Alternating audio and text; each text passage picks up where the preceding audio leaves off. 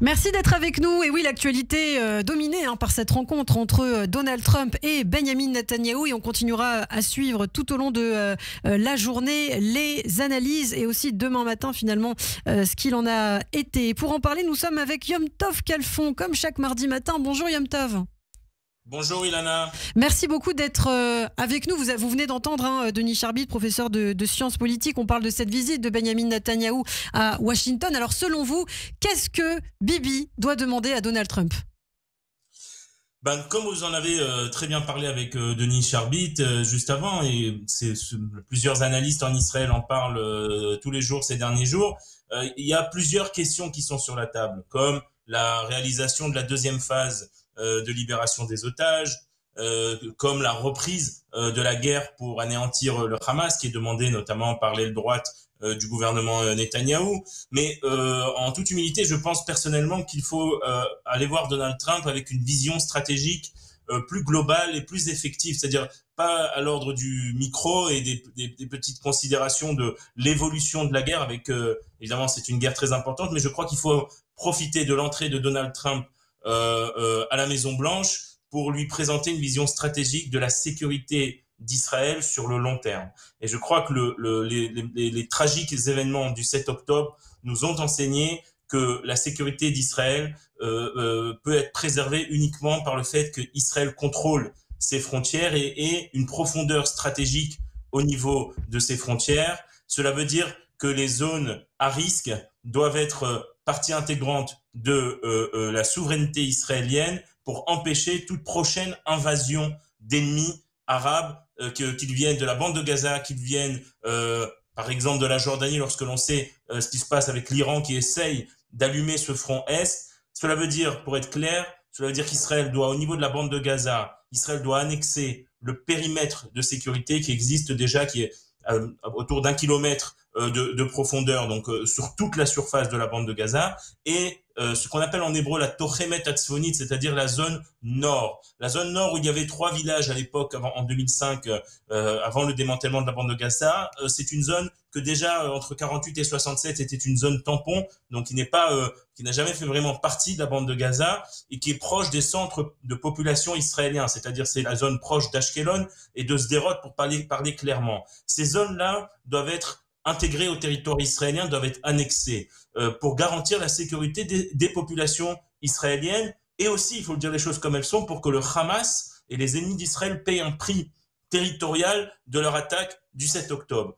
De la même manière, et dans le même ordre d'idée, je pense qu'il faut annexer la vallée du Jourdain, car c'est la frontière entre Israël et la Jordanie, au niveau donc de la Judée-Samarie, et là encore, c'est pour empêcher ce risque que les Iraniens veulent organiser une entrée massive, un 7 octobre, cette fois-ci à partir de la Jordanie, qui serait donc évidemment très très dangereux pour Israël.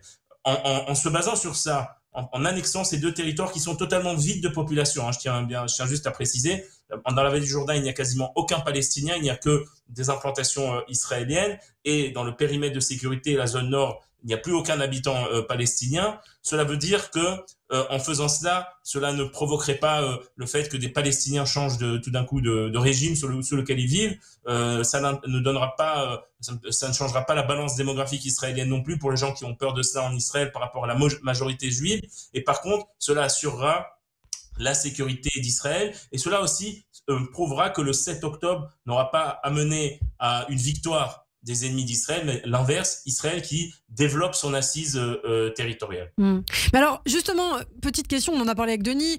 Qu'est-ce que vous pensez de cette proposition de Donald Trump de déplacer les Palestiniens vers l'Égypte et la Jordanie, sachant que pour l'instant, ces deux pays ne sont pas l'air très OK pour les recevoir, Cette question de Donald Trump, cette proposition de Donald Trump, elle rejoint une idée que Donald Trump a présentée hier. C'est le problème inhérent de la surface d'Israël et le fait qu'il y a presque au cœur d'Israël une population ennemie qui veut anéantir l'État d'Israël. Et donc, il faut séparer les populations, il faut permettre à l'État d'Israël de survivre. Donald Trump, hier, a pris l'exemple, il a montré un stylo, je ne sais pas si vous avez vu cette vidéo, pour comparer avec la table de son grand bureau dans le bureau ovale, pour comparer la taille d'Israël au milieu du Moyen-Orient. C'est le problème inhérent d'Israël, la surface du pays est trop petite, et nous avons cette démographie palestinienne qui est problématique. Et autre chose, le fait qu'il y ait aussi beaucoup de Palestiniens qui veulent quitter, on en avait parlé avec vous, Ilana, qui veulent quitter aussi cet endroit et qui sont tenus de force à l'intérieur de Gaza. D'ailleurs, 100 000 Palestiniens ont déjà rejoint l'Égypte, apparemment. Exactement, et il y en aura beaucoup d'autres qui veulent partir et qui sont en réalité utilisés. Il faut dire les choses comme elles sont. Les Palestiniens sont utilisés par le Hamas, par les islamistes, de manière générale par le monde arabe, dans le cadre d'une guerre contre Israël, que pas toute la population ne veut, et donc il faut les laisser, ceux qui veulent en tout cas, les laisser partir. Et cela, je pense que les deux propositions que j'ai proposées aujourd'hui, c'est-à-dire d'élargir la souveraineté israélienne aux zones dont j'ai parlé, que ce soit dans la bande de Gaza ou la vallée du Jourdain, rejoignent cela, c'est-à-dire que l'État d'Israël doit avoir une assise territoriale plus large, et d'un autre côté, que les Palestiniens puissent, en tout cas ceux qui le veulent, aller se réinstaller ailleurs. Cela diminuera le conflit. Si le but, c'est qu'il y ait le cessez-le-feu et qu'il y ait la paix, c'est le meilleur moyen d'avoir la paix. C'est dans cette optique-là, un État d'Israël avec une assise territoriale plus grande et une population palestinienne qui puisse aller développer son destin ailleurs.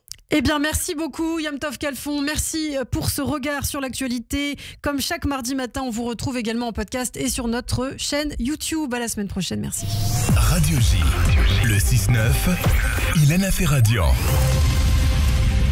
La chronique, c'est bon pour la santé avec le docteur Serge Rafal à présent. Bonjour Serge. Bonjour Ilana. Alors après nous avoir parlé hier de la DMLA, vous souhaitiez docteur poursuivre votre voyage en ophtalmologie en évoquant ce matin le glaucome. Alors c'est une autre maladie chronique de l'œil qui est assez fréquente, caractérisée elle par des lésions progressives du nerf optique, donc possiblement grave également. Oui, Ilana, vous avez raison, elle est fréquente et parfois grave. Dans le monde, le glaucome concerne 60 millions de personnes, fait 7 millions d'aveugles. Chez